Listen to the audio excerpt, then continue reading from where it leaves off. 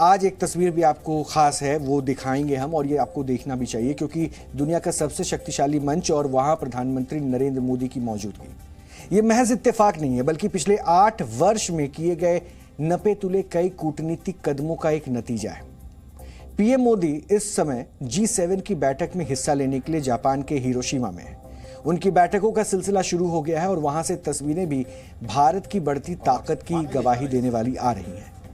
प्रधानमंत्री मोदी और अमेरिका के राष्ट्रपति जो बाइडेन के बीच दोस्ती का यह सबूत G7 की उस बैठक का है जहां विश्व के 7 ताकतवर देश इस पर मंथन करने पहुंचे हैं कि युद्ध की विभीषिका और परमाणु हथियारों के खतरे से दुनिया को कैसे बचाया जाए। आज बाइडेन के बाद पीएम मोदी ने यूक्रेन के राष्ट्रपति जेलेंस्की से भी मुलाकात की। जेलेंस्की ने पीएम को यूक्रेन आने का न्योता दिया, यानी यूक्रेन को एहसास है कि रूस के साथ चल रहे युद्ध में भारत की डिप्लोमेसी ऑफ पीस से उन्हें उबरने में मदद मिल सकती है। दरअसल G7 के इस मंथन के सब्जेक्ट ऑर्डर से साफ है कि वर्ल्ड ऑर्डर की दशा और दिशा को तय करने में भारत और प्रधानमंत्री मोदी की मजबूत मौजूदगी की अहम भूमिका है। इसकी तस्दीक एक आंकड़े से भी होती है। G7 में भारत आमंत्रित देश है। प्रधानमंत्री मोदी को 5वीं बार निमंत्रण मिला है और पीएम मोदी 3 बार खुद बैठक में शामिल हो चुके हैं। हालांकि एक बार वर्चुअल बैठक हुई थी, जबकि वर्ष 2020 में G7 की बैठक कोविड की वजह से रद्द करनी पड़ी थी। दरअसल भारत को 2003 में पहली बार फ्रांस से निमंत्रण मिला था। उस वक्त रूस इस समूह का हिस्सा था और तब इसे G8 के तौर पर जाना जाता था। वर्ष 2003 में तत्कालीन प्रधानमंत्री अटल बिहारी वाजपेयी फ्रांस के एवियन लेस बैंस गए थे और उसके बाद 2005 से 2009 तक G7 की बैठक में पूर्व प्रधानमंत्री मनमोहन सिंह भी शामिल हुए।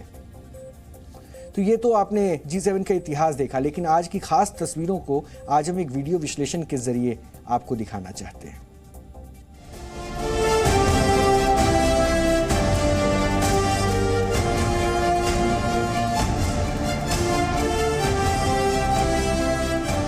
सुपर पावर मुल्कों के पावरफुल दोस्त,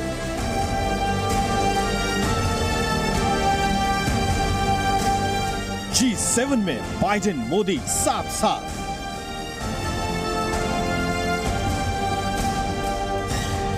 G7 ने मानी पीएम मोदी की पावर।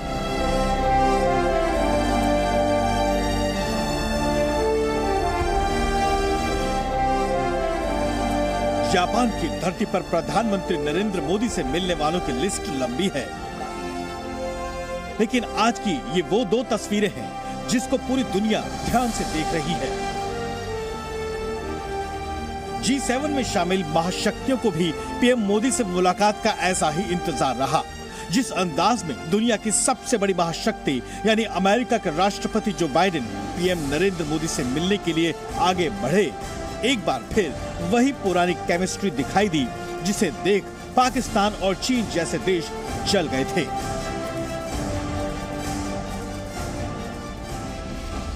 दरअसल पीएम मोदी अपनी कुर्सी पर बैठे थे। अमेरिकी राष्ट्रपति जो बाइडेन की नजरें मानो पीएम मोदी को ढूंढ रही हों।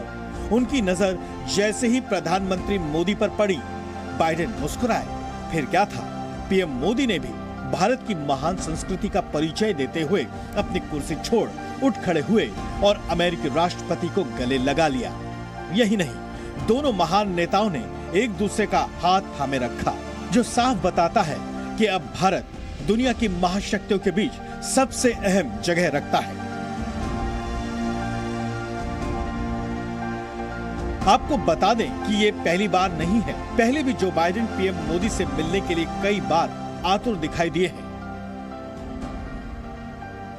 पीएम मोदी ब्रिटेन के प्रधानमंत्री ऋषि सुनक और फ्रांस के राष्ट्रपति मैक्रों से भी मिले, लेकिन सबसे ज्यादा निगाहें रही प्रधानमंत्री मोदी और यूक्रेन के राष्ट्रपति जेलेंस्की की उस मुलाकात पर, जिस पर पुतिन और जिनपिंग की भी नजर रही।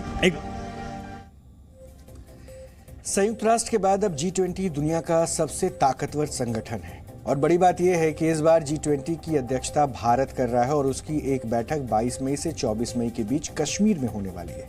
लेकिन बुरी बात यह है कि चीन ने पाकिस्तान के कहने पर कश्मीर में आयोजित G20 की बैठक का बहिष्कार किया है।